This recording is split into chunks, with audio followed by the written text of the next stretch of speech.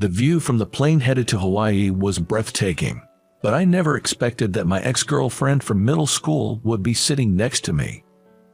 On top of that, she started bringing up the past, going on and on about how worthless I am. And then, without me even asking, she talked about how happy her life is now, how she's married to a rich man, and how much she's needed by her husband. Just then, an announcement came over the intercom. "Is there anyone on board who can fly a plane? It seems there was a serious issue. It's shocking that they're looking for a pilot, not a doctor." Passengers began to realize the gravity of the situation, with murmurs of, "Pilot, is this plane okay?" Then, a flight attendant, while looking around, saw me and exclaimed, "Oh, it's you." That's when an incident to shut my ex-girlfriend up occurred. My name is Jake. Ever since I was a kid, I had an unusual fascination with airplanes. To be honest, I was interested in anything that could fly. Seeing birds and insects soaring freely in the sky always looked beautiful and cool. I wished I could fly too, thinking if I tried hard enough, maybe I'd grow wings. I genuinely believed that. But sadly, no matter how hard I'd ride, wings didn't sprout. When I was 5 and feeling pretty down about it, I saw an airplane for the first time. It was amazing to see this non-living chunk of metal flying through the sky. It happened during a family vacation with my parents. That gigantic bird soaring in the sky left such an impression. It became a symbol of freedom for me.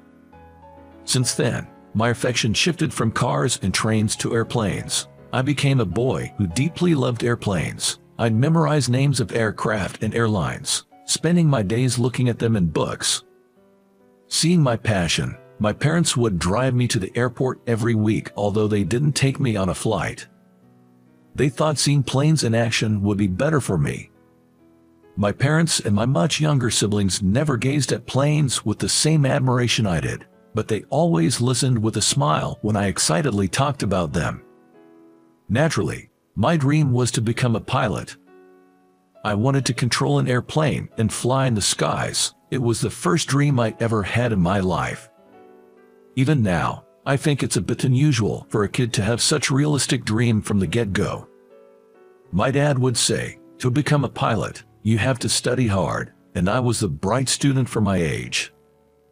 I felt that studying was a small price to pay if it meant flying a plane someday. My teachers always said, the secret to improving in your studies is to have a clear vision of your future dream. I truly felt that way. If what it took to become a pilot was studying, then I'd gladly dive into my studies. Moreover, when my dad said, I heard that if you have cavities, you can't become a pilot, I brushed my teeth harder than anyone else. I reckon I got so good at it that I could have become a dental hygienist. Mind you, it's not true for all pilots that having cavities is a deal breaker. Only those flying certain fighter jets can have them due to the effects of air pressure. If someone said that you need to be physically fit to be a pilot, then I'd double down on weight training and exercise. Anyway, my childhood was more about planes than playing around. Once I reached middle school, I began seriously considering my path towards becoming a pilot. I believed that without attending a reputable high school or college, I wouldn't be able to fly an airplane, so I continued to work hard in both my studies and physical activities. During middle school years, I was also concerned about my friendships. I made an effort to get along with everyone, trying not to make unnecessary enemies. While I avoided people who brought unnecessary stress, I aimed to connect with as many people as possible, absorbing everything I could and making it a part of me. Though it's a bit embarrassing to say, I was relatively popular among girls. Getting attention from girls became more frequent, and honestly, it felt good. Guy friends would ask how I got so much attention from the girls, but since I wasn't studying or exercising to be popular, I couldn't give them a satisfying answer. Amidst all this, a girl confessed her feelings and wanted to date me. Her name was Susan. She was the most beautiful girl in our grade, popular among both students and teachers. Being approached by such a beauty, I was over the moon and couldn't find a reason to refuse her. I said yes without thinking seriously. It was my first time dating a girl, and I had no idea that Susan would be so much trouble. She became upset whenever I talked to someone, a male or female, whom she didn't know. I'd often buy her something just to improve her mood. She demanded things like deleting contacts of the girls from my phone and expected immediate replies to her texts. She was incredibly self-centered and seldom thought of others.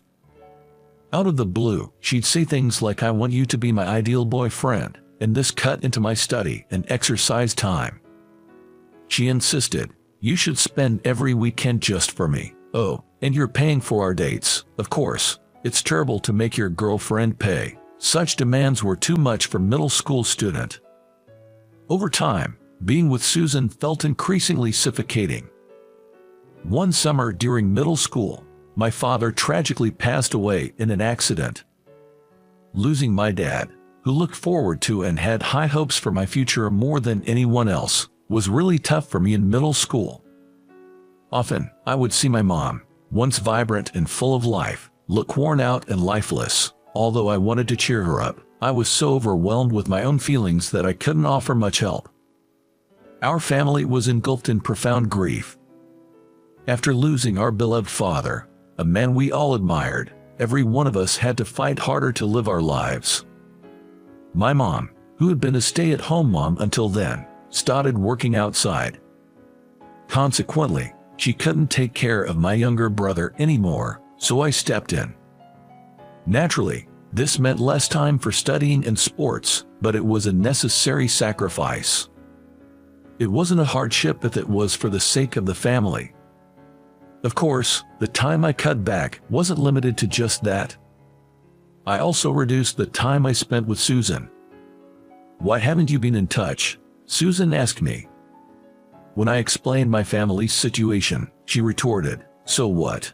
If your mom's working, that's fine, and you don't need to take care of your younger brother. She can do that when she gets back from work." I couldn't believe my ears.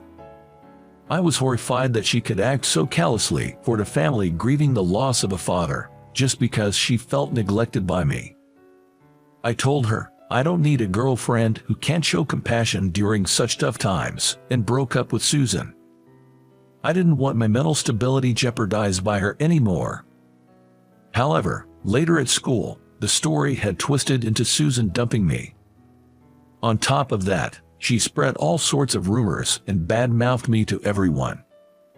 I saw her true colors, but honestly, with everything going on, I just felt indifferent. To help my family out even a little, I thought about skipping high school and getting a job. My mom was against it, but after some persuasion, she tearfully gave her permission. All I can really do is physical work and study, so I thought about finding a job that would utilize those skills. On graduation day, Susan, somehow finding out I wasn't going to high school, teased me about it. "You're not going to high school?" Without making eye contact, I simply replied, "Yup," and tried to distance myself from Susan. From behind, she said, "In this day and age, not going to high school. You must have such low ambitions, you'll be at the bottom forever." I figured I'd probably never see her again. No need to get worked up over someone like her, so I ignored her and left the school.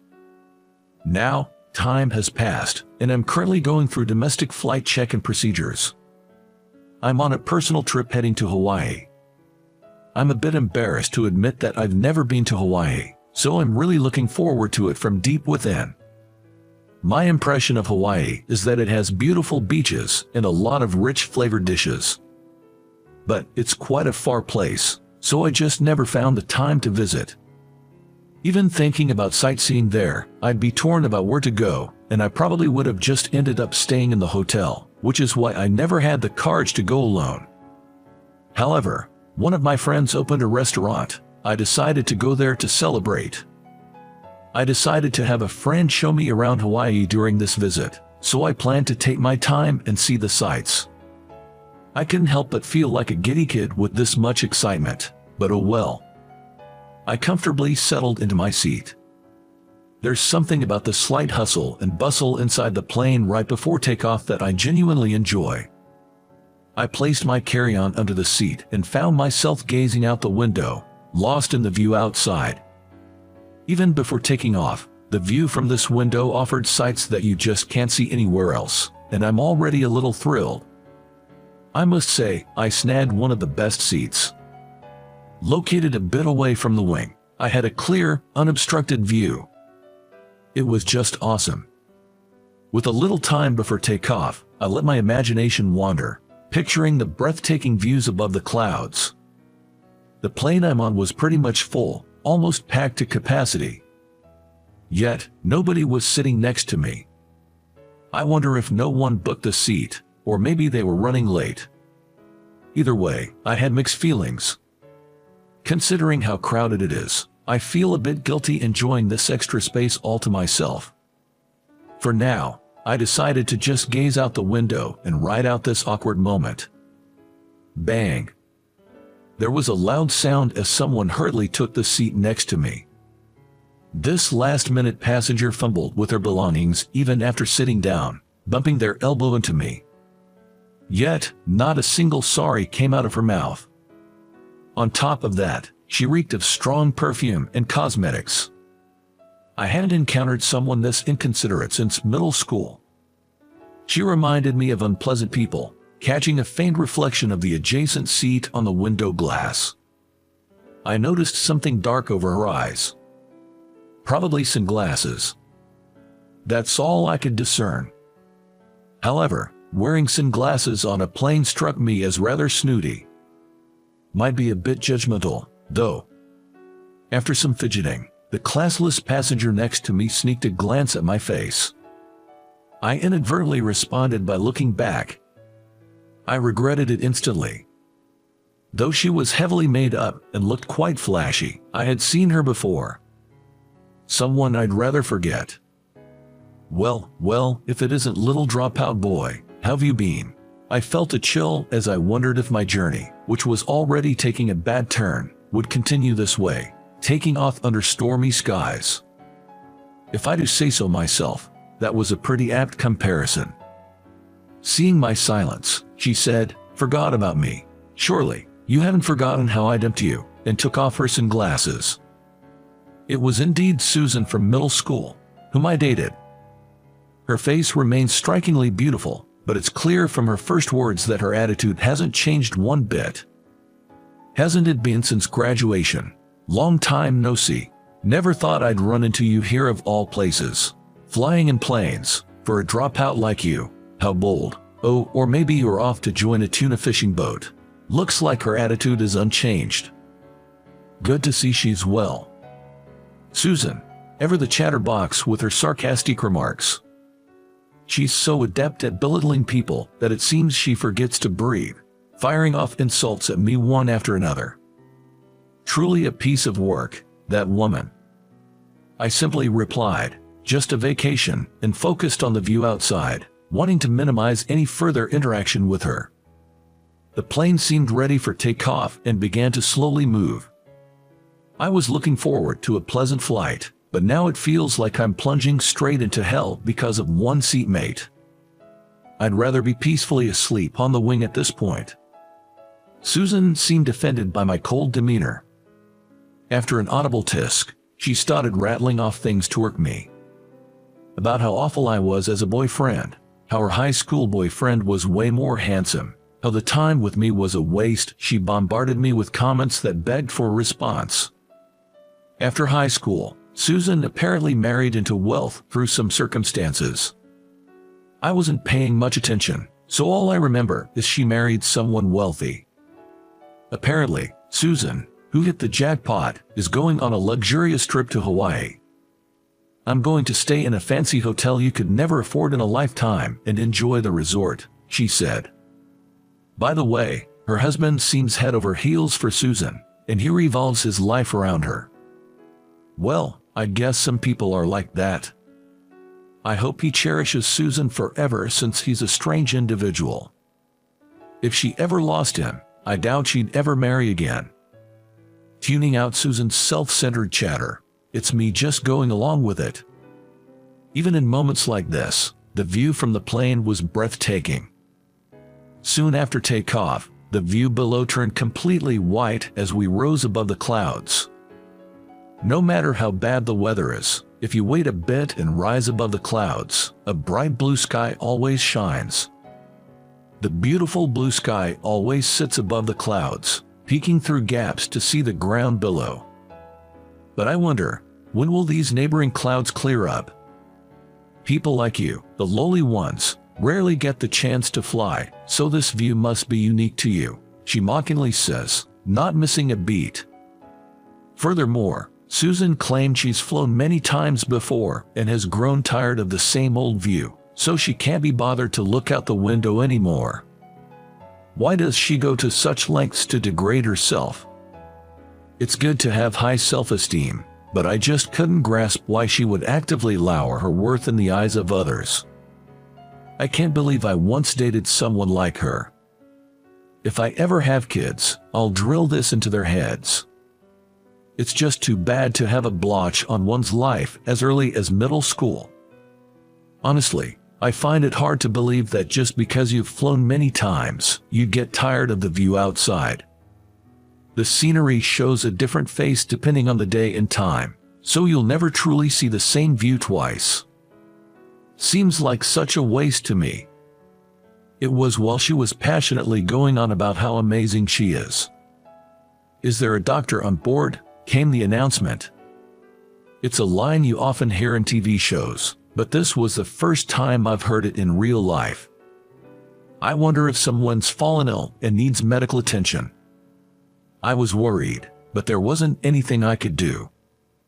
I decided to wait quietly, but the airhead next to me had a different idea. Wait, what's going on? It's like something straight out of a drama. What's got this woman so riled up?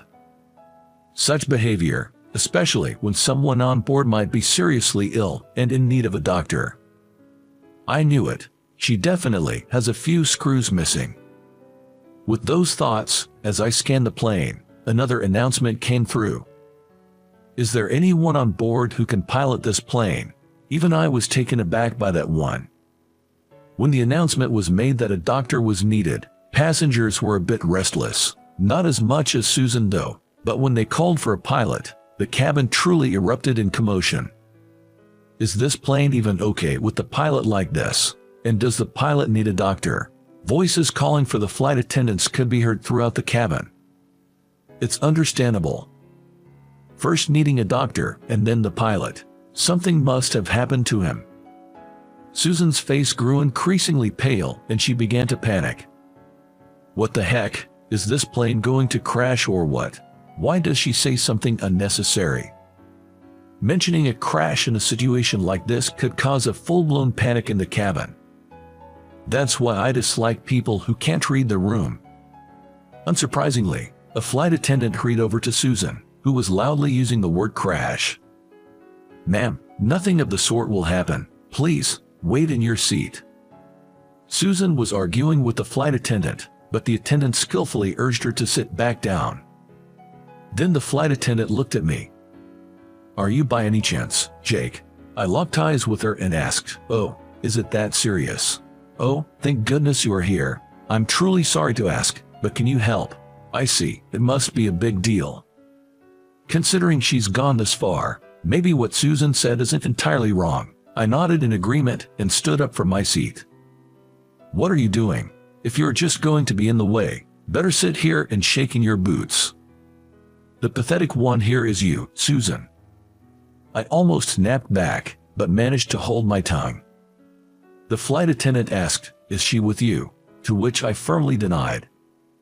Just an old acquaintance. We just happened to sit next to each other, nothing more. She's no relation to me, I explained.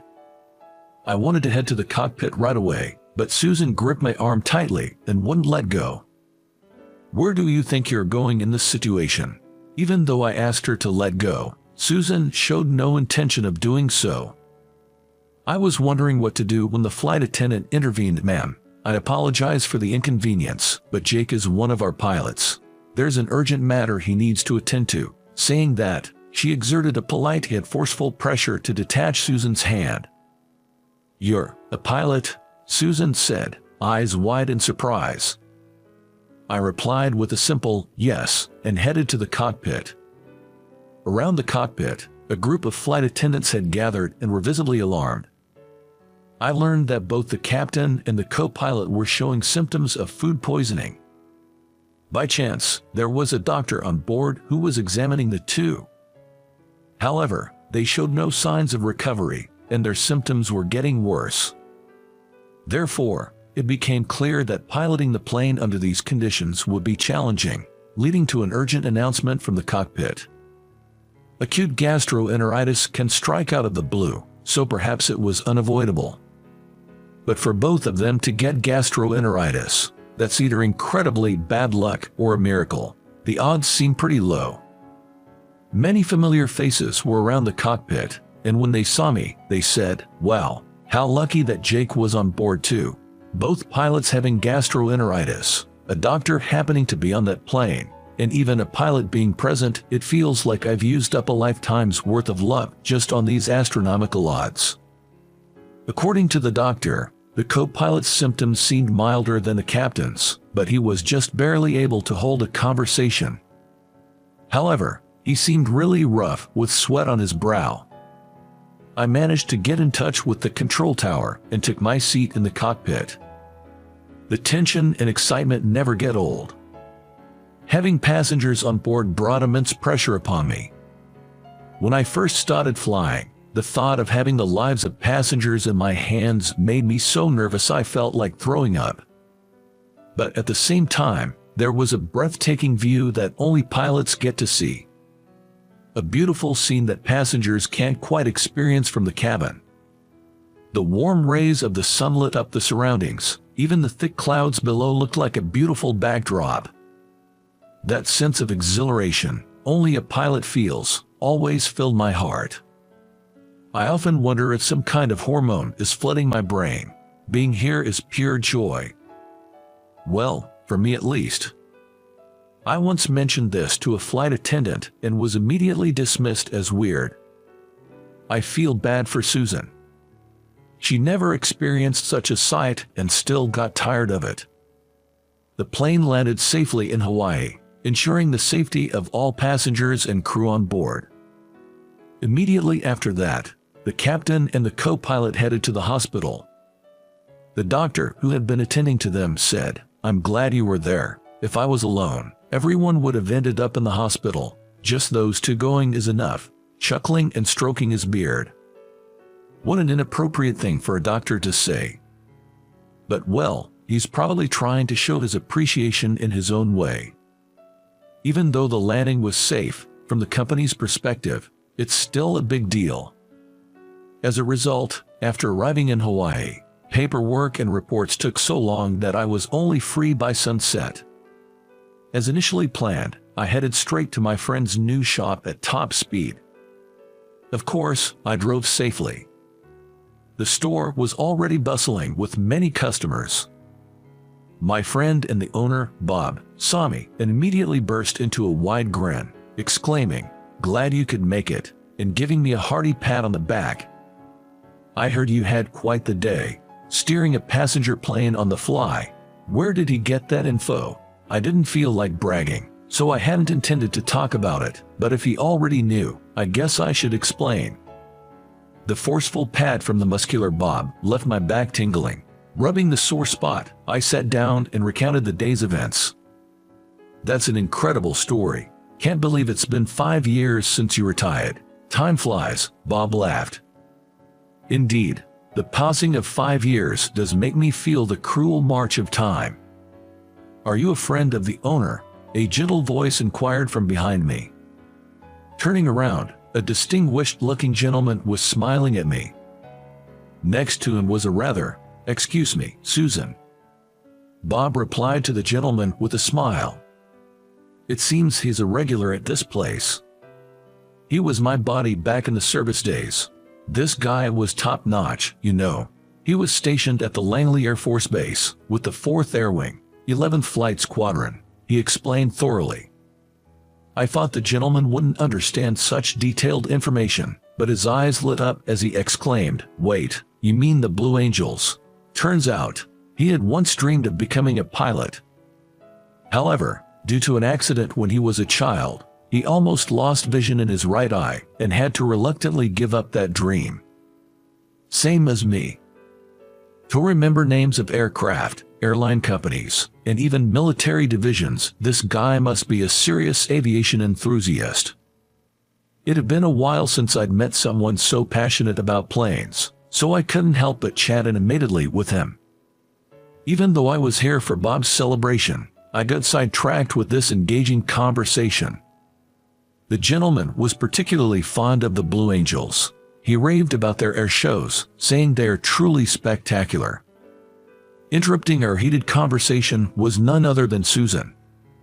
"Excuse me," she chimed in gracefully.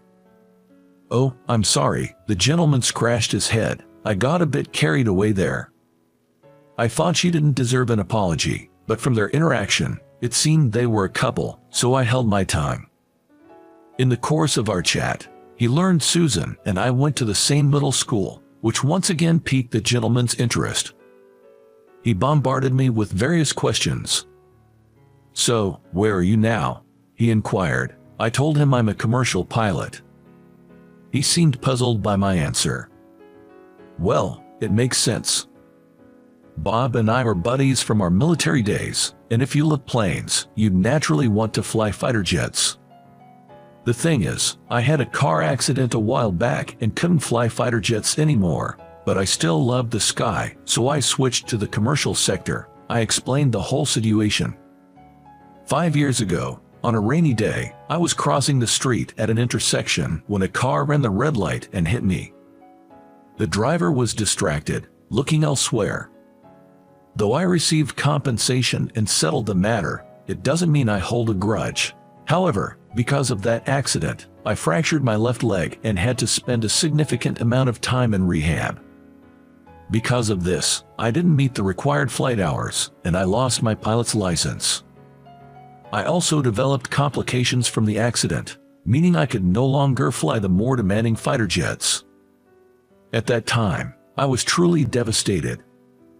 It was a dream I had since I was a child, and my late father had always been my biggest supporter. But this was all thanks to my dad's teachings. He always used to tell me, "The past is the past. No use dwelling on it. Just do your best in the present." If I kept dwelling on the past, I wouldn't be able to achieve even what I could. When I found out I couldn't fly fighter jets anymore, the higher-ups suggested I move to a department primarily dealing with paperwork, but I couldn't give up on flying, so I left the military and transitioned to the private sector. Becoming a commercial pilot was more challenging than I expected, facing various obstacles. But I never gave up. The sky is where I belong. There's nowhere else for me.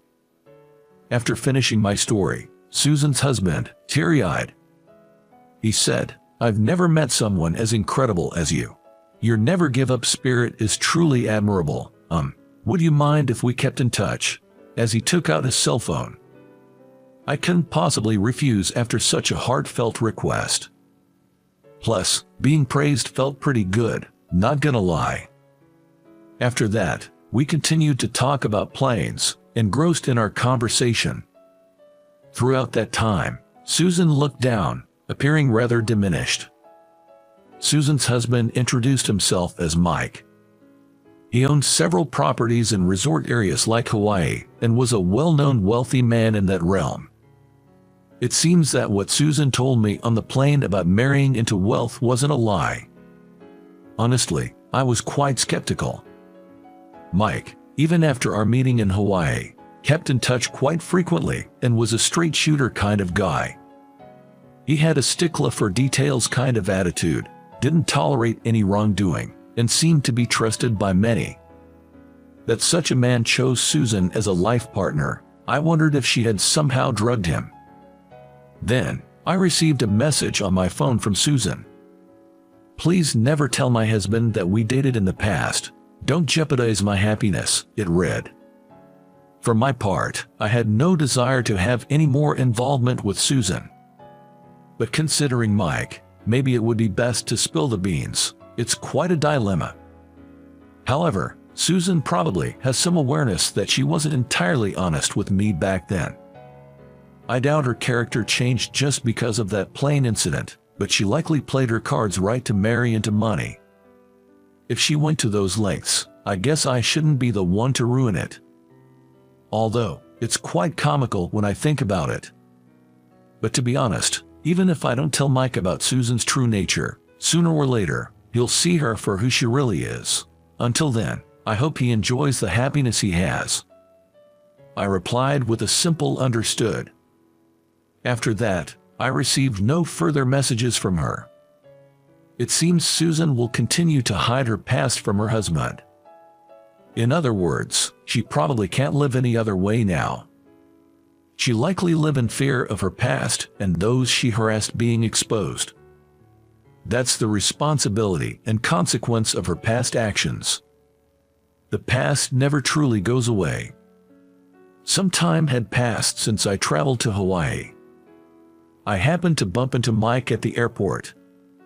But the Mike I saw there looked considerably thinner and appeared quite worn out.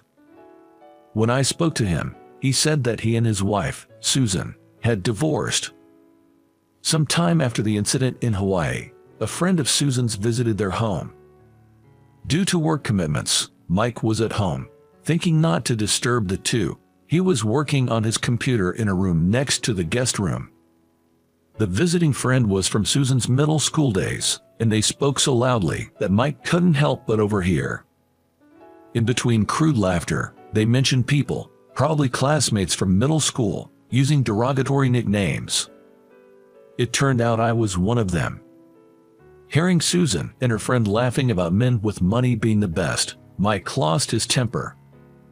He stormed out of his study and yelled at them to get out right now. He tossed both Susan and her friend out of the house and didn't let them in that day. Later, he found out that Susan had been spending their savings without permission and wasting money. When confronted, Susan retorted that he was stingy for a rich man. Initially, Mike felt that if she changed, they could try again, but Susan just said things like, "I never thought you'd be so tight-fisted, and I'm embarrassed not to have designer things." Well, hearing that, I wasn't very surprised at all. The more Susan berated Mike, the further his heart drifted away from her. Mike ran out of patience and brought up divorce. Interestingly, her attitude changed drastically. She began saying things like she didn't want to split and that it was just a play on words. Did she think he wouldn't consider divorce up to this point? It seemed her mind was really only focused on herself. When Mike threatened to take her to court with a lawyer because of her persistence, she reluctantly signed the divorce papers. They continued to have disputes over the division of assets, but Mike said they finally settled everything recently. Mike sighed. "I thought she was a wonderful woman, but I never expected her true nature to be like that." I wholeheartedly agreed. It's not about appearances. While it's understandable for good-looking people to be popular when young, as adults, being with someone whose personality doesn't mesh becomes a pain, regardless of their looks. After divorcing Mike, Susan went back to her hometown and is now living with her parents. Being a stay-at-home wife before, she's having difficulty finding a work, and she's living modestly, especially since she's being asked to pay back the money she squandered. What goes around, comes around, I believe. It's not just with Mike. Throughout her life, she seemed to have looked down on others, and now it seems all that karma is coming back to her. After hearing Mike's story at the airport, I bid him farewell. As I left the airport, I looked up at the sky. Unfortunately, it was overcast. But I knew. Above the gloomy overcast sky, the clear blue stretches on endlessly. I believe that the view from the cockpit is a privilege reserved for pilots. If Susan could be moved by such sights, I think she might finally find her humanity. There are many challenges in continuing a pilot's career. But feeling motivated by the beauty of that view makes the effort worthwhile. Today, I'm determined to keep pushing forward, to witness more beautiful vistas and ensure the safety of my passenger